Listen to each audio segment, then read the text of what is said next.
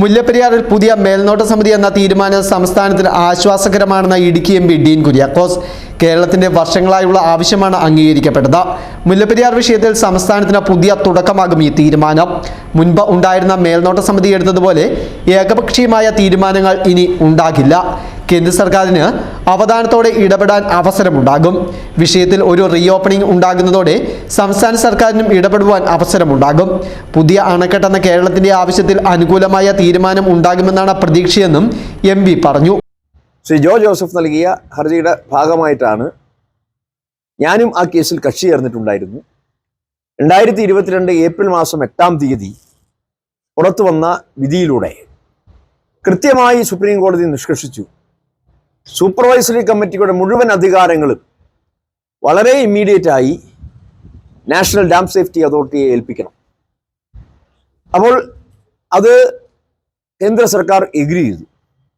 പക്ഷേ 3 വർഷം കഴിഞ്ഞിട്ടും കേന്ദ്ര സർക്കാരിൻ്റെ ഭാഗത്തു നിന്നും നാഷണൽ ഡാം സേഫ്റ്റി അതോറിറ്റി രൂപീകരിക്കുന്ന യാതൊരു നടപടി ഉണ്ടായിട്ടുണ്ടായില്ല. കഴിഞ്ഞ ആഗസ്റ്റ് മാസത്തിൽ ഞാൻ തന്നെ നാഷണൽ ഡാം സേഫ്റ്റി അതോറിറ്റിയുടെ ചെയർമാനെ നേരിട്ട് കണ്ട് ഈ സൂപ്പർവൈസറി കമ്മിറ്റിയുടെ അധികാരങ്ങൾ ഏറ്റെടുക്കുന്നതുമായി ബന്ധപ്പെട്ട് ചർച്ച ചെയ്തു. അപ്പോൾ പറഞ്ഞത് അധികം വൈകാതെ തന്നെ അതിൻ്റെ ഫുൾ ഫ്ലെഡ്ജഡ് ആയിട്ടുള്ള ഒരു നടപടിയിലേക്ക് കടക്കും, സൂപ്പർവൈസറി കമ്മിറ്റിയുടെ മുഴുവൻ അധികാരങ്ങളും ഞങ്ങൾ ഏറ്റെടുക്കുമെന്ന് അദ്ദേഹം അന്ന് വാക്കാൽ അറിയിച്ചിരുന്നു. ഏതായാലും ഇന്ന് പുറത്തു വരുന്ന വാർത്തയനുസരിച്ച് നാഷണൽ ഡാം സേഫ്റ്റി അതോറിറ്റി രൂപീകരിച്ചെന്നും മുല്ലപ്പെരിയാർ കേസിൽ അല്ലെങ്കിൽ മുല്ലപ്പെരിയാർ ഉൾപ്പെടെ ഇന്ന് സൂപ്പർവൈസറി കമ്മിറ്റിയുടെ അധീനതയിലാണ്. ആ സൂപ്പർവൈസറി കമ്മിറ്റിയുടെ മുഴുവൻ അധികാരങ്ങളും നാഷണൽ ഡാം സേഫ്റ്റി അതോറിറ്റി ഏറ്റെടുത്തിരിക്കുന്നു എന്നുള്ളതാണ്. ഇത് കേരളത്തെ സംബന്ധിച്ചിടത്തോളം ആശ്വാസകരമായ ഒരു വാർത്തയാണ്.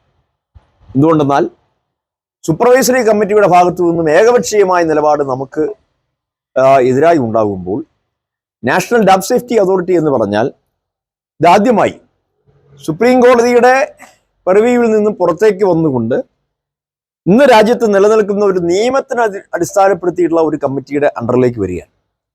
അപ്പോൾ നമുക്ക് കേരളത്തിന് ഒരു റീ ഓപ്പണിംഗ് ഈ മുല്ലപ്പെരിയാർ വിഷയത്തിൽ കിട്ടിയാൽ നാഷണൽ ഡാം സേഫ്റ്റി അതോറിറ്റിയുടെ മുമ്പിൽ ഒരു വിഷയം വരുമ്പോൾ ഇപ്പോൾ തന്നെ ഘടനാപരമായി കേരളത്തിൻ്റെ ഒരു പ്രതിനിധിയും തമിഴ്നാടിൻ്റെ ഒരു പ്രതിനിധിയും അക്കാര്യത്തിൽ ഉണ്ടാവും. നാഷണൽ ഡാം സേഫ്റ്റി അതോറിറ്റിയുടെ ചെയർമാനാണ് അതിൻ്റെ അധ്യക്ഷൻ. ഇത്തരത്തിലുള്ള ഡാമുകളുടെ സർവൈലൻസും ഇൻസ്പെക്ഷനും മെയിൻ്റനൻസും ഓപ്പറേഷനും. News bureau, Idukki.